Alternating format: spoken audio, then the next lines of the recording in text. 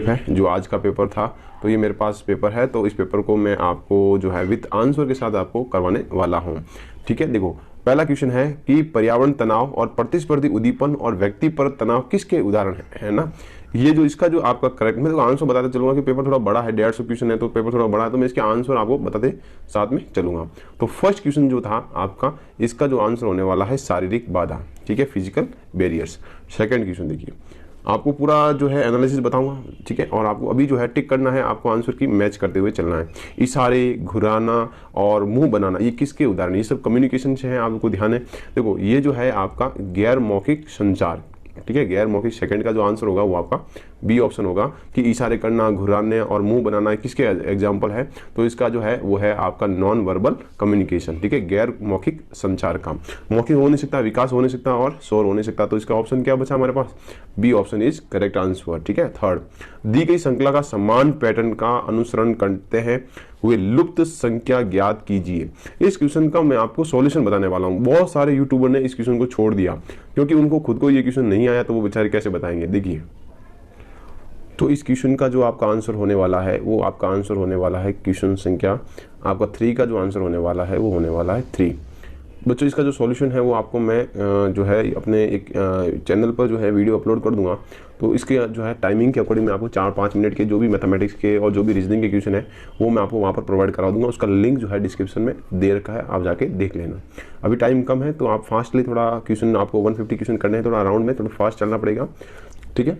तो देखिएगा हमारा जो क्वेश्चन संख्या 4 है उसको आप ध्यान से देखिएगा। क्वेश्चन संख्या 4 में है संचार व्यवस्था, जो कम्युनिकेशन की जो व्यवस्था प्रक्रिया है उसमें समझने का प्रयास कहाँ पर होता है, यानी आप कहाँ पर चीज़ों को समझते हो ना, कहाँ पर जो है आप अपने चीज़ों को एनालिसिस करते हो और उसको वहाँ पर समझने की कोशिश करते हो। देखो सेंडर क्या करता है, आपको वहाँ पर इंफॉर्मेशन भेजता है।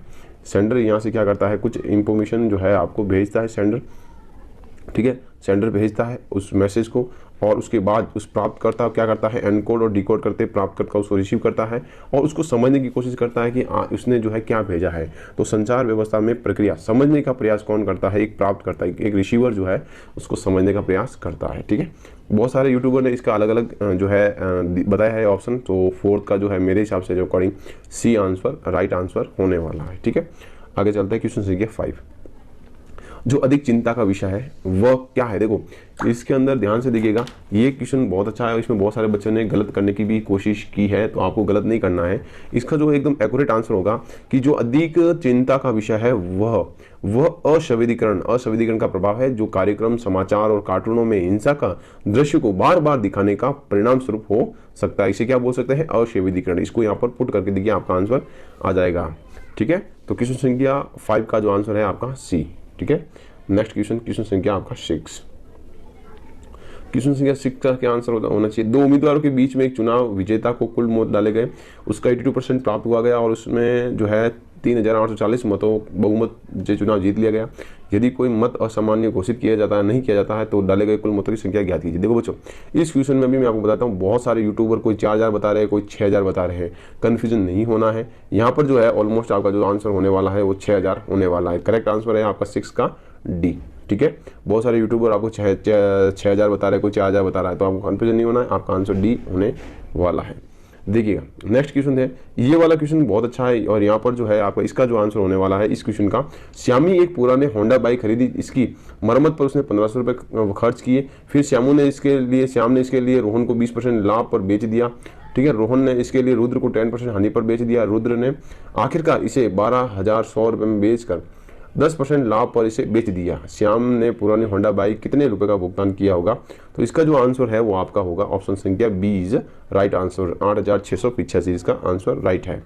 क्वेश्चन संख्या 8 देखिएगा, ये क्वेश्चन इसके साथ बताया आपको क्या दे रखा था कि आपको जो है डिस्टेंस के साथ आपको कितने मिनट पर मिनट वो जो है चला, वो भी आपको यहाँ पर दे रखा है। ध्यान से देखिएगा, 3 एथलेटिक्स पी क्यू आर जो है एक बिंदु पर है और पी अपने बिंदु पर 40 मिनट चलता है, 40 मीटर चलता है और मिनट प्रति मिनट की गति से दौड़ता भी है ना। यानी देखो 40 मीटर जो है पर मिनट की अकॉर्डिंग वो चलता है, ध्यान रखना है ना, 40 मीटर।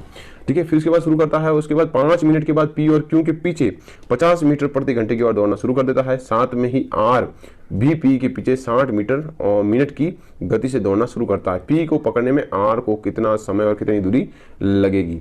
इसका जो आंसर है वो भी बहुत सारे यूट्यूबर कहीं तो 600 बता रहे हैं और कहीं 700 बता रहे हैं। तो इसके अकॉर्डिंग जो है आपका आंसर संख्या जो है सी जो है राइट आंसर है। कम से कम 600 आंसर इसका आना चाहिए और बहुत सारे यूट्यूबर आपको जो है 700 डिवाइड बाई 3 भी बता रहे हैं। ठीक है, तो इसका आंसर मेरे हिसाब से सी आंसर राइट आंसर होने वाला है। 8 का सी आंसर होगा। चलते हैं क्वेश्चन संख्या 9 की ओर। ये क्वेश्चन बहुत अच्छा था, देखिएगा। कालिक, कालिक्स और मटमेला है ना, कालिक और मेला, ध्यान रखना, ध्यान से। मेला जो होता है ना, मेला किचड़ा ना, वो ध्यान रखना। कालिक और मेला, इसके अंदर कोई वर्षा है, आपकी वर्षा आएगी तो आप क्या हो जाओगे, तरबतर हो जाओगे, भीग जाओगे, गंदे हो जाओगे ना, मटमेला। तो इसका जो ऑप्शन है वो आपका ए इज राइट आंसर है। मैं इस क्वेश्चन को दावे से कह सकता हूं कि इस क्वेश्चन में बहुत बच्चों ने कंफ्यूजन भी हुए होंगे और बहुत सारे क्वेश्चन गलत भी हुए होंगे। क्वेश्चन संख्या 10 को ध्यान से देखिएगा। और y यानी x और y का मतलब मल्टीप्लाई का मतलब होता है कि y जो है वो x की माँ है। जिस बच्चे ने रीजनिंग जिसको अच्छे से आती है वो क्वेश्चन इसको आराम से बहुत इजी वे में कर पाएगा। x प्लस वाई का अर्थ क्या होता है, x y का भाई है। ठीक है, x माइनस वाई का मतलब क्या होता है, y जो x की बहन है। x डिवाइड अर्थ का क्या मतलब क्या होता है, y x की पिता यानी फादर है। इस क्वेश्चन को आप करके देखोगे इससे तो किसी से भी आंसर नहीं आएगा जो ये पूछ रहा है। निम्नलिखित में से किसका निश्चित रूप से अर्थ है कि पी क्यू कब होता है। तो इस तीनों में इसका आंसर नहीं है, आप ध्यान से देखना, करके देख लेना। इसका आंसर आएगा नन ऑफ द दीज, इसका आंसर डी आएगा। करेक्ट आंसर यही है, आप करके चेक करना, आपका आंसर ये आएगा नन ऑफ दिस। क्योंकि इसमें जो भी है ए बी सी, ये किसी का भी जो है अर्थ ये नहीं आता कि पी क्यू कब होता है। तो इसका मतलब इसका आंसर क्या हुआ, डी, नन ऑफ दिस। तो 10वें का आंसर क्या आ गया, डी। फिर आगे चलते हैं 11 नंबर क्वेश्चन। इसका आंसर बहुत सारे यूट्यूबर, वापस मैं बता देता हूँ, रियल कह रहा हूँ, बहुत सारे यूट्यूबर कोई बी बता रहा है, कोई सी बता रहा है। तो इसका आंसर ए होने वाला है, ई ए ओ। इसको ऐसे करके भी देख सकते हो कि नो स्क्वायर आर जो है रेक्टेंगल है ना, ध्यान से यहाँ पर देख लेना। फिर आर रेक्टेंगल, आर सर्कल्स है ना, सम सर्कल्स आर नॉट स्क्वायर है ना, ये सब आप पढ़ सकते हो। What is the mood off the above, जो आपको प्रोजेक्शन जो पूछा है वो आपको यहाँ पर बताना है। तो इसका आंसर जो है वो ए होने वाला है। तो 11 का आपका ए आंसर होगा। ठीक है, 11 का ए आंसर होगा। आगे चलते हैं। ये आपको देखिएगा यहाँ पर कुछ आपको कथन दे रहे, कहते हैं उस कथन को आपको पढ़ना है, उसका निष्कर्ष निकालना है। देखिए यहाँ पर देखिए क्या लिखा हुआ है कि कुछ प्रश्न उत्तर है। ये कुछ प्रश्न है, आपको मैं बता देता हूँ कुछ प्रश्न क्या है, कुछ प्रश्न क्या है, उत्तर है। ठीक है, सेकंड पूछा है कि कुछ उत्तर लेखक है। कुछ उत्तर क्या है, लेखक है ना, लेखक। ध्यान से देखना, तीनों बना दिया, कुछ प्रश्न उत्तर है और कुछ उत्तर लेखक है। उसके बाद क्या बोला, सभी लेखक क्या है, कवि। ये जो लेखक है ना, लेखक, सभी लेखक क्या है, कवि है। कवि का मतलब क्या होता है, ध्यान से देखिए। ठीक है, ओके, जो पोएट्री लिखते हैं, ध्यान से देखना। अब देखो, अब क्या इसका निष्कर्ष क्या करा है, कुछ लेखक उत्तर है। देखो कुछ लेखक उत्तर है, हाँ कुछ लेखक उत्तर हो सकते हैं, पहला राइट है, पहला राइट है। कुछ कवि प्रश्न है, नहीं, देखो कवि यहाँ पर है, ये वाले सारे क्या है, कवि और साथ में प्रश्न, इनका कोई मेल मिलाप भी नहीं, तो ये तो गलत हो गया। तो ये आपका गलत हो गया। थर्ड देखिए, सभी प्रश्न कवि है, सभी प्रश्न कवि नहीं, कवि भी इधर है और कवि इधर है और ये इधर है, तो ये भी गलत हो गया। तो आपका थर्ड भी गलत हो गया। ओके, देखो कुछ कवि उत्तर है, हाँ, क्योंकि ये जो है ना, कुछ लेखक तो है, तो कुछ लेखक भी है, तो कुछ कवि भी है, इसलिए ये दोनों क्या हो सकते हैं। तो इसका मतलब क्या हुआ, ऑप्शन संख्या आपका बी होगा। ऑप्शन संख्या बी होगा आपका correct answer. First and fourth आपका करेक्ट आंसर है। तो इसका कौन सा आंसर होगा, बी आंसर हो जाएगा आपका राइट आंसर। ठीक है, चले आगे। ओके, चलते हैं नेक्स्ट क्वेश्चन। क्वेश्चन संख्या 13। दूसरे व्यक्ति पर चाकू मारने वाले को गिरफ्तार किया जाना चाहिए। ऑपरेशन करते समय सर्जन दूसरे व्यक्ति को चाकू घोंपता है, इसलिए सर्जनों को भी गिरफ्तार किया जाना चाहिए। ये क्या है, दुर्घटना का भ्रम है। ठीक है, इसका ऑप्शन संख्या ए होने वाला है आंसर। ठीक है, तो 13वें का आंसर ए होने वाला है, दुर्घटना का भ्रम। चलो आगे चलते हैं। देखिए क्वेश्चन संख्या 14 क्या कह रहा है, न्याय के अंदर, देखिए यहाँ पर न्याय प्रणाली से है आपका, बहुत अच्छा क्वेश्चन है। देखिए, न्याय प्रणाली के अनुसार व्याप्ति यानी संयोग के संदर्भ में निम्नलिखित में से कौन सा कथन सत्य है। सत्य राइट कथन के बारे में बात करता है। इस क्वेश्चन का बहुत अच्छा आंसर है। यह केवल दो व्यक्तियों के बीच में संबंध को व्यक्त करता है, पहला सही है। यह व्यक्तियों के वर्गों के बीच में संबंध व्यक्त करता है, दूसरा गलत है। जहां जहां बी इसको काट दो, ये कट गया और ये कट गया। ठीक है, आपका 2 आंसर कट गया। अब तुम्हारा आंसर बचे, देखो 2 बचे, ए और बी में से करना है। इसे देखो, ये तो कट गया आपका। इसे दो चीजों के बीच मौजूदा कहा जा सकता है कि यदि कारण और प्रभाव के रूप में संबंधित है, तो इसका मतलब सी सही है। तो ये आपका राइट है, ए सी। अभी देखो इसमें भी सी आ रहा है, इसमें भी सी आ रहा है। आप देखो और पढ़ते हैं। इसे दो चीजों के बीच अस्तित्व में कहा जा सकता है कि यदि वे प्रजाति और वंश के रूप में संबंधित है, तो इसका मतलब क्या, डी भी सही है। तो इसका आंसर क्या आ जाएगा, ए आ जाएगा। ए क्या आएगा, केवल ए सी और डी तीनों सही है और इसमें बी जो है गलत आ जाएगा। ठीक है, तो ये आपका कौन सा था क्वेश्चन संख्या 14 थे का, ठीक है। आगे चलते क्वेश्चन संख्या 15 क्या कह रहा है। 15 क्वेश्चन जो है आपका डीआई से संबंधित था और डीआई का जो सॉल्यूशन है मैं आपको यहाँ पर बता देता हूँ।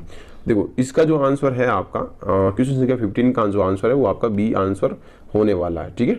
और अगर इसमें कोई डाउट है इस क्वेश्चन में तो आप मुझे कमेंट बॉक्स में कमेंट करके बता दीजिए कि सर इस क्वेश्चन में डाउट था, ठीक है। तो क्वेश्चन संख्या 15 का आंसर बी होने वाला है, ठीक है। और क्वेश्चन संख्या आपका 16 जो है उसका भी आंसर आपका 16 बी होने वाला, 60 होने वाला है, 60 होने वाला बी आंसर, 16वें का बी आंसर होने वाला है, ठीक है। और आपका जो क्वेश्चन संख्या 3 है इसका आंसर होने वाला है आपका डी आंसर होने वाला है, डी आंसर होने वाला है इसका, डी आंसर होने वाला है इसका, ठीक है। 17वें का जो आपका डी आंसर होने वाला है। फिर 18वें का जो आंसर है आपका होने वाला है 22.22, इसका कौन सा आंसर होने वाला है आपका सी आंसर होने वाला है। और लास्ट एंड फाइनल क्वेश्चन जो है आपका इसका आंसर आपका कौन सा होने वाला है, जो 19 का आंसर जो है आपका सी सॉरी आंसर डी होने वाला है। कौन सा होने वाला है, D, D answer right answer होने वाला है 19 का। तो ये डीआई से थोड़ा बहुत इसमें कोई डाउट हो सकता है तो आप मुझे कमेंट बॉक्स में कमेंट करके बता देना कि आज इसके आंसर कोई ऊपर नीचे हुए हो तो ध्यान से देखना। अब देखो ये जो क्वेश्चन है हायर एजुकेशन से था आपका, जिस बच्चे ने हायर एजुकेशन पढ़ा होगा तो उसका कभी क्वेश्चन गलत नहीं होगा। देखिए इसने लिखा है कि उच्च शिक्षा में भारत सरकार एक डिजिटल पहल है, इसका उद्देश्य कॉलेज में रोबोटिक्स और एम्बेडेड सिस्टम को सीखने को बढ़ावा देता है। तो इसका जो आंसर है वो है ई यंत्र। क्या है, ये ई यंत्र नाम से एक नई जो साइट लॉन्च की है, जो है सिस्टम जो है अपने कॉलेज लेवल पर हायर एजुकेशन में सीखने को बढ़ावा देने वाला एक यंत्र लगाया है उन्होंने, ई यंत्र, जो बहुत ही कारगर साबित होने वाला है कि इसमें उच्च शिक्षा भारत सरकार द्वारा ये लागू की गई एक नई पहल है, ठीक है। उसके बाद नेक्स्ट क्वेश्चन जो है आपका इसका आंसर कौन सा है, ए आंसर राइट है ना, ध्यान रखना 20वें का। उसके बाद देखिए 21वें के लिए, देखिए भाई 21वें के लिए क्या कह रहा है, देखिए राष्ट्रीय संस्थागत इंस्टीट्यूशनल रैंकिंग फ्रेमवर्क जो है आपका NIRF क्या कह रहा है, उच्च शिक्षण संस्थानों में मान्यता के लिए जिम्मेदार एवं सरकारी निकाय है। ओके, भारत सरकार की उच्च शिक्षा संस्थानों में रैंकिंग प्रदान करने के कार्य करती है। ये मंच और ढांचा में ये छात्रों कॉलेजों में विश्वविद्यालय के बारे में प्रतिक्रिया। इसका आंसर डी राइट है, मुझे जहां तक लगता है डी राइट आंसर होने वाला है, ठीक है। आगे चलते हैं। ये जो क्वेश्चन है इसका जो आंसर बच्चों ने बहुत जनों ने गलत किया होगा कि QR कोड के बारे में कौन सा सही कथन है। इसका तात्पर्य त्वरित पढ़ना, क्विक रीड। देखो ये भी हो सकता है, क्विक रीड भी हो सकता है, यह एक द्विविमीय बार कोड है। तो जहां तक लगता है कि इसका आंसर ए होने वाला है। और कोई यूट्यूबर क्या बता रहे हैं, ओनली सेकंड आंसर बता रहे, तो मेरा अनुसार इसका आंसर ए होने वाला है। और बहुत सारे लोगों ने इसका आंसर सी भी दिया है कि ओनली सेकंड है, ठीक है, ओनली मतलब सेकंड, केवल सेकंड। तो ये भी ध्यान रखना, इसका मेरे अकॉर्डिंग इसका आंसर ए होने वाला है, ठीक है। तो 22वें का आंसर क्या होने वाला है, फाइनली ए होने वाला है। चलो आगे चलते हैं। कितने क्वेश्चन सही हो रहे हैं मुझे साथ साथ में कमेंट में कमेंट करके भी बताना, ठीक है।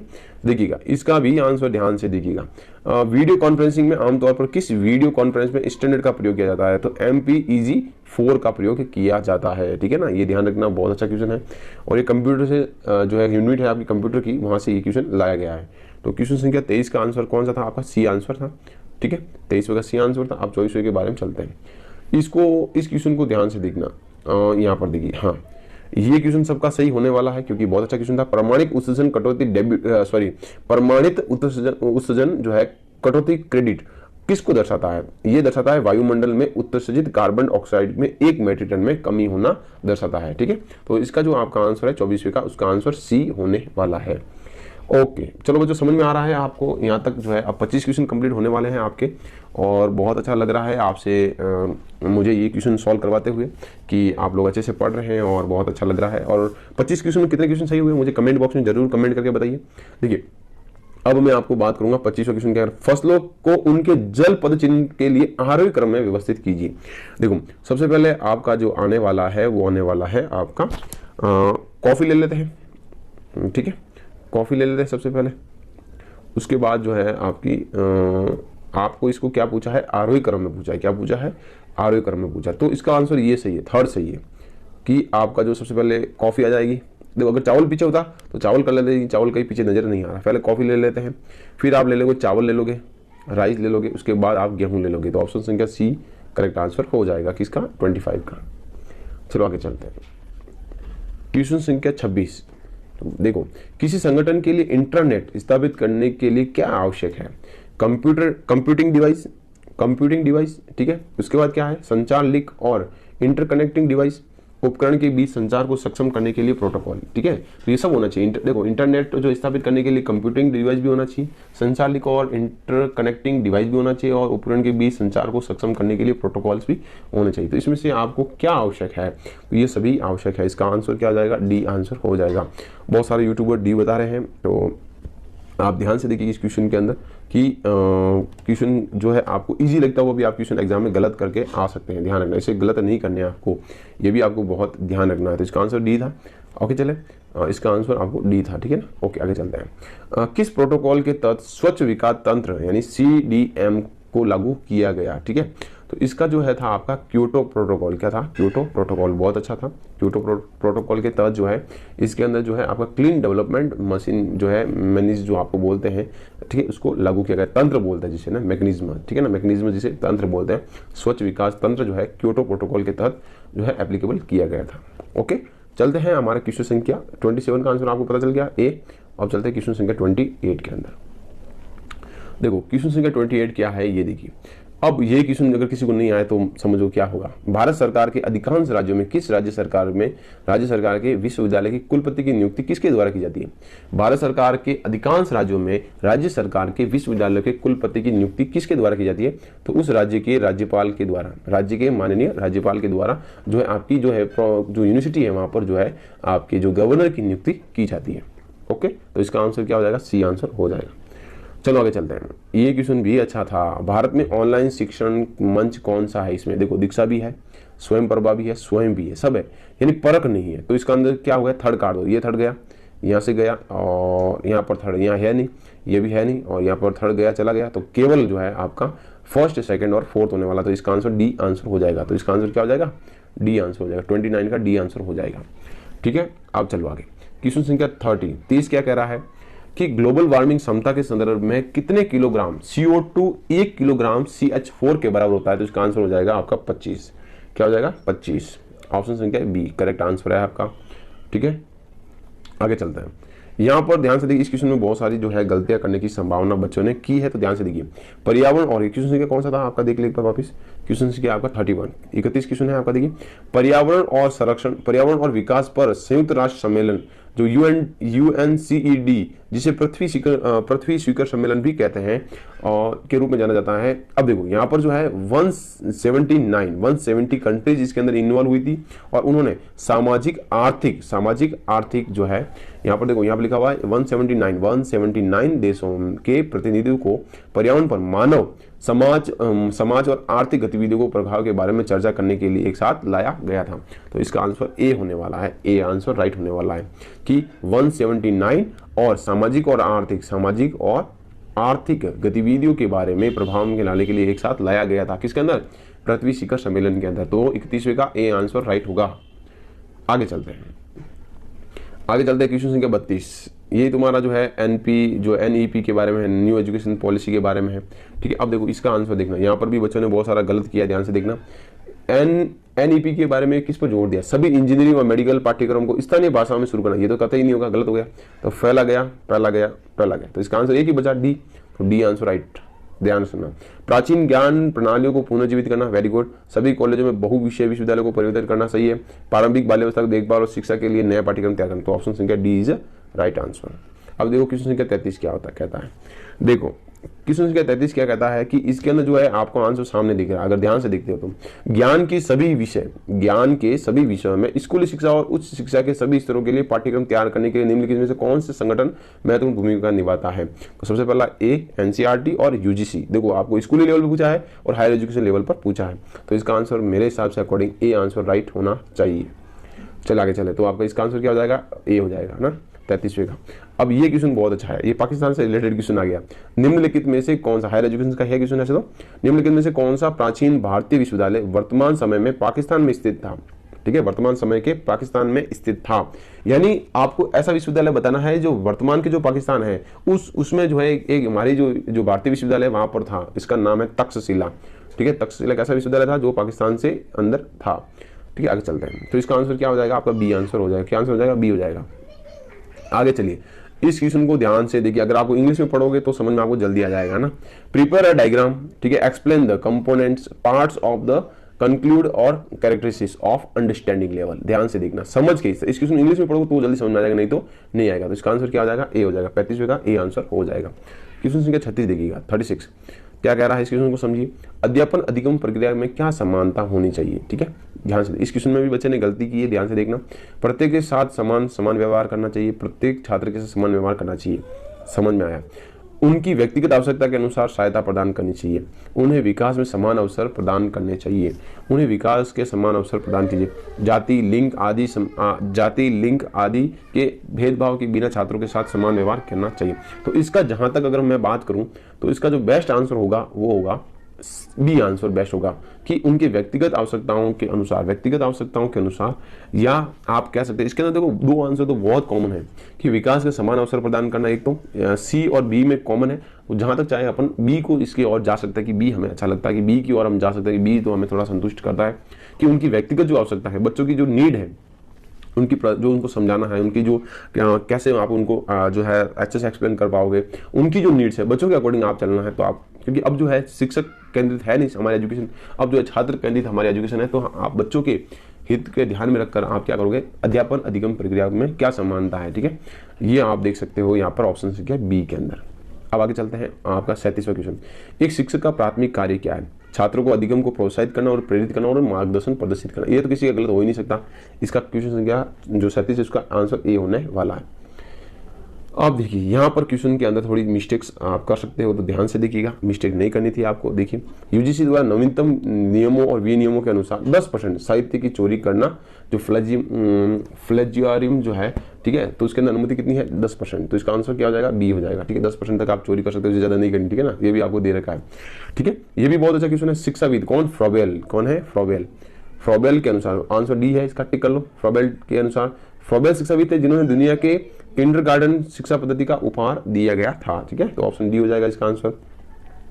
यहाँ पर ध्यान से देखिएगा, मुक्स must can be certain for the force जो है इक्वालेंस एज पर स्वयं and guidelines which of the following is correct list of sequence in the accordance, है ना। इसके मतलब क्या कह रहा है कि आपको जो है स्वयं प्रभा की दिशा निर्देशों के अनुसार मुक्स के 4 चतुर्थांक होने चाहिए। निम्नलिखित में से कौन सा चतुर्थांकों को सही क्रम और सही सूची बताइए। तो इसका जो है आंसर संख्या ए होने वाला है, ए फर्स्ट जो है इसका सही आंसर होने वाला है। वीडियो जो है रीडिंग मटेरियल्स और self assessment test online distribution जो फॉर्म्स जो है ये होने वाला है, इसका answer A is correct answer होने वाला है 40वें का, ठीक है। 41वां देखिए, 41वां क्वेश्चन क्या कह रहा है आपका। 41वां क्वेश्चन कह रहा है कि अनुसंधान के माध्यम से प्राप्त आंकड़ों का विश्लेषण एनालिसिस निम्नलिखित में से कौन सा सॉफ्टवेयर उपयोगी नहीं है। देखिए माइक्रोसॉफ्ट एक्सेल भी है, SPSS है भी है और पाइथन भी है, लेकिन SSPS नहीं है। तो इसका आंसर सी होने वाला है, नहीं पूछा, ध्यान देखना। तो 41वें का आंसर सी होने वाला है, ठीक है। 42वां क्वेश्चन देखिए, 42वां क्वेश्चन, निम्नलिखित में से कौन सा प्रकार अनुसंधान में साक्षरता का प्रकार से संबंधित नहीं है। तो यह है अव्यक्तित्व साक्षात्कार, इम्पर्सनल इंटरव्यू, ये कभी नहीं देखा मैंने। स्ट्रक्चर, अनस्ट्रक्चर और पर्सनल ये तो होता है, लेकिन इम्पर्सनल जो है ये कभी नहीं होता। तो इसका आंसर क्या आ जाएगा, डी हो जाएगा, ठीक है। चलिए इस बार जो है नहीं पूछा, ज्यादा बहुत पूछा, तुम्हें पता है होना चाहिए। निम्नलिखित में से कौन सा गुणात्मक शोध का उदाहरण नहीं है। निम्नलिखित में से कौन सा गुणात्मक शोध का उदाहरण नहीं है। देखो नृजातीय यानी एथनोग्राफी है, केस स्टडी है, लेकिन फोकस ग्रुप भी है, लेकिन सर्वेक्षण जो है ये नहीं है। तो इसका आंसर क्या हो जाएगा, आपका बी आंसर हो जाएगा, ठीक है। ओके चलते हैं आगे। क्वेश्चन संख्या आपका 44 क्या कह रहा है, सुविधाजनक और नमूनीकरण तकनीकी का उपयोग करके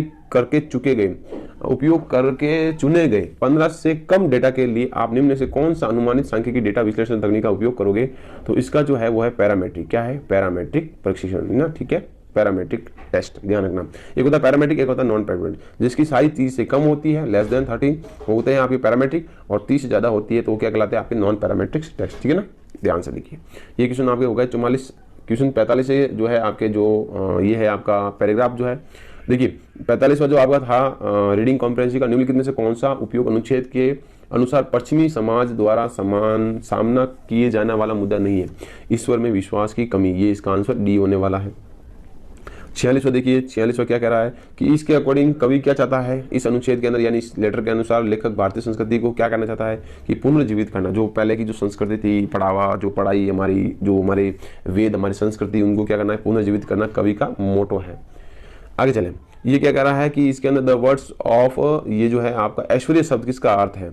यहाँ पर जो है बहुत सारे यूट्यूबर ने शांति को बताया गया है कि इसकी जो शांति जो है ये ऐश्वर्य शब्द का एक बहुत ही परफेक्ट आंसर है, तो इसका आंसर ए होने वाला है। आगे चलिए, इसका जो है क्वेश्चन संख्या आपका 48, यानी क्वेश्चन संख्या ये बहुत अच्छा क्वेश्चन है। गोएत्वे के अच्छे परिचय के बिना कोई भी जर्मन शिक्षा पूर्ण नहीं मानी जाती। इसका जो आंसर है वो सी है। लेखक शिक्षा के कला और संस्कृति पर शिक्षक पर बल देना चाहता है, तो इसका आंसर क्या होना चाहिए, सी होने वाला है। क्वेश्चन संख्या 49 क्वेश्चन क्या कह रहा है, लेखक के अनुसार हमारी शिक्षा प्रणाली अराष्ट्रीयकरण कर रही है क्योंकि यह भारत के महान ऋषियों संतों के बारे में नहीं सिखाती हमें, यह भारत के महान कलाकारों के बारे में नहीं सिखाती। तो इसके अकॉर्डिंग ध्यान रखना ना, ये भारत की प्राचीन भाषा और साहित्य के बारे में नहीं सिखाती, तो इसका आंसर डी होने वाला है। ठीक है, लास्ट और फाइनल क्वेश्चन आज का। उसके बाद हम कॉमर्स के बारे में पढ़ेंगे। एक थोड़ा वीडियो 2 मिनट का भी ब्रेक लेता हूँ, उसके बाद एक वीडियो और अपलोड करूंगा। उसके अंदर आपके अकाउंट से लगाकर 150 क्वेश्चन तक उसका कॉमर्स का एनालिसिस होने वाला है। देखिए इसमें क्या कह रहा है, एक सम्मेलन में बैठक या यहाँ तक कि एक मेला जुलूस संचार घटना है। समाचार पत्र, रेडियो, सिनेमा, टेलीविजन संचार का माध्यम है। फोन, कंप्यूटर उपकरण, इंटरनेट संचार का क्या है, एक प्रौद्योगिकी है, यानी टेक्नोलॉजी के सारे पार्ट्स आपको दे रखे हैं, तो इसका ऑप्शन सी होने वाला है। आई होप बच्चों आपको पेपर फर्स्ट का एनालिसिस बहुत अच्छे से समझ में आया होगा। पूरे के पूरे 50 क्वेश्चनों का मैंने एनालिसिस आपके सामने कर दिया है। कोई भी क्वेश्चन मैंने आपके सामने नहीं छोड़ा है, और किसी भी क्वेश्चन में 1-2 क्वेश्चन में मिस्टेक हो सकती है, क्योंकि जब तक ऑफिशियल आंसर की नहीं आती हमारे पास तक तो हम भी संचय में हैं और आप लोग भी संचय में रहते हैं। तो आप ज़्यादा उलझन में ना रहें, आपके आंसर की बहुत ही जल्द आने वाली है, और जो ही आती है मैं आंसर की से वापस इस क्वेश्चन को ओके दोस्तों, कमेंट बॉक्स में कमेंट करके जरूर बताइए आगे कितने क्वेश्चन सही होने वाले हैं। Thank you.